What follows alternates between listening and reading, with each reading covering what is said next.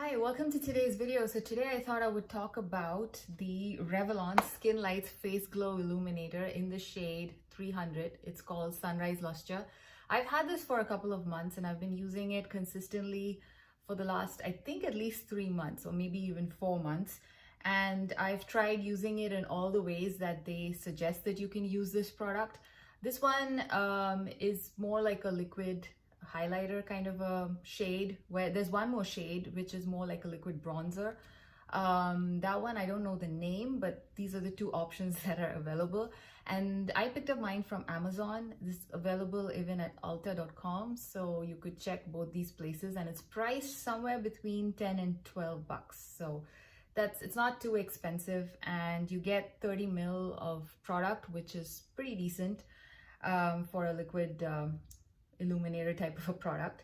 So this particular one, they claim you can use it on your skin as is, or you could use it on your cheekbones as a liquid highlighter, or you could mix it in with foundation. So I did try using it in all three ways. I did try to use this just as is on my face to kind of just see if it gives a nice glow.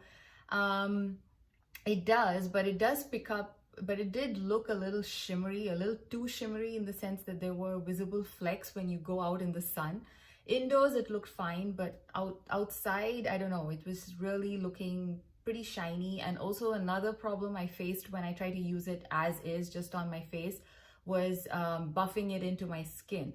For some strange reason, this just doesn't blend well on my skin. I don't know, it just kind of, probably because it sets a little too fast. So if you go around dotting it on your face and you wait to buff it in with your brush, somehow it's just not, it kind of skips a lot. It just doesn't do a very good job. It's not emollient enough to kind of blend in with your skin. So if you want to use this just as is, you know, just on your skin without any foundation or anything else, I think it would work better if you mix it in with a moisturizer. So I did try that as well, but I didn't really like the look so much, so I gave up using it that way. The other way that I tried was, again, as they suggest, which is to use it like a liquid highlighter by dabbing it on your cheekbones. I generally don't use too many liquid highlighters simply because I'm a bit intimidated by them. You have to be a little careful about how you apply them because, you know, it can get too much too fast. And that's exactly what happened with this. This is pretty intense. So if you are planning to apply it as a liquid highlighter, I suggest using a sponge versus a brush. I'm more of a brush person, so, you know, that was again something which I was not going to go out of my way to use this product. I was not going to go and pick up a sponge and do that and all. So that was also another way in which this product failed for me. But the best way and my favorite way of using this, in my opinion, is mixing it with your foundation. I love using this with my foundation. For some reason, it works really well. I have it on right now. I've mixed it in with another Revlon product, basically, the Revlon Photo Ready Candid Glow. These two together, they work really, really well. This particular product on its own, I don't find it to be as glowy as I would like. So this kind of gives it a bit of a booster. So I kind of like mixing these two together, and I have the foundation in the shade 210, and yeah, it's called Natural Ochre. And this is kind of a good, like, it's almost like a skin tint. It doesn't really, you know, give you much coverage. So when you mix this in, it doesn't really alter the pigmentation thing much. It kind of just gives the nice little glow, extra glow to this foundation. So it works really well with this. The other foundation that I did try this with was the Wet n Wild Tinted Hydrator. I have this in the shade Medium Tan, and this shade is actually a little dark for me. So when I mixed this into this, it kind of became a very weird shade. So it didn't work simply because this was the wrong shade. But if you look at the finish on the skin, it does look really nice. Even with this, you can't really see the glitter particles or anything. It's like a very fine shimmer. And again, when you mix it in with the foundation, it's just not visible on your face. Like the shimmer part or the shine is not so visible. It looks more like a glow. So it works really well that way. The other foundation that I used this with was a stick foundation. Now, I did mention in the beginning how this particular product didn't really work well for me when I used it as is on my face, because it kind of skips and doesn't blend well and, you know, kind of looks splotchy. However, what I did once was I applied it anyway, although it looks splotchy, and then I went in with my stick foundation. This is the MAC Studio Fix Soft Matte Foundation Stick. So yeah, I had this splotchy mess on my skin, and on top of that I applied the stick foundation, and once I started blending in this foundation, the product underneath also somehow was blending in better. So I think it just basically requires a little bit more of an emollient base for it to spread easily. So even with a stick foundation, this still works really well in my opinion, at least with this particular one.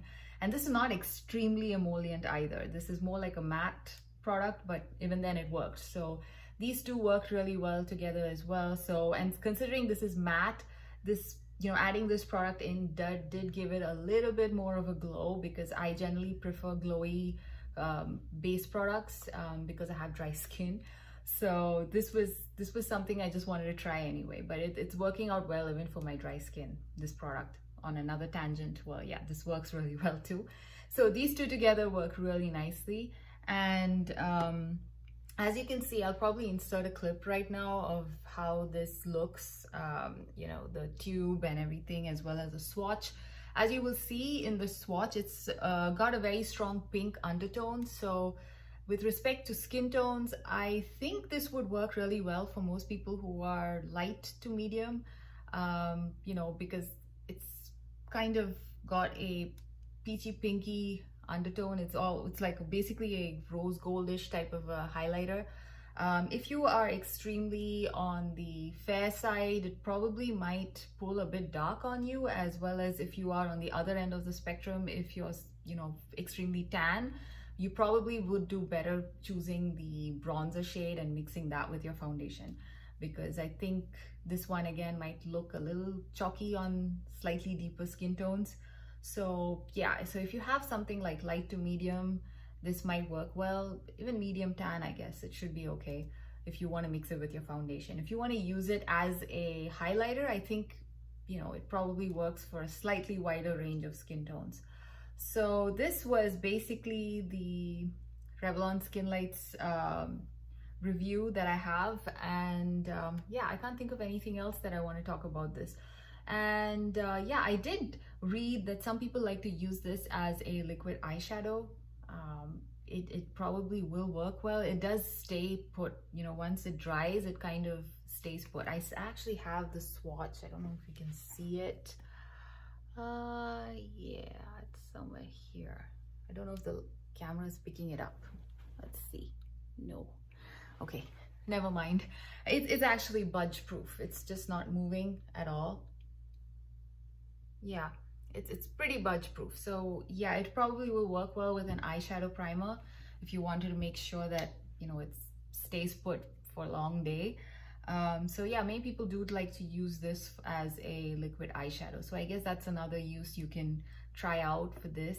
Overall, would I recommend this? This is okay if you are looking to mix it with foundation, or if you use liquid highlighters with a sponge.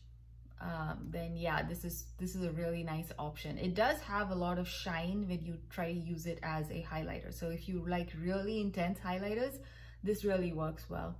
So yeah, that's it. I hope you like this very quick short review, and I will try to come back with another review soon. Yeah, I guess my schedule is probably a little bit better now that summer is over. I was pretty busy in the summertime meeting with people and generally doing some outdoorsy stuff, so I wasn't really wearing too much makeup either, just probably on work days. So yeah, so which is basically why I disappeared off of YouTube for a while. So hope to catch you again in another video. Till then, bye.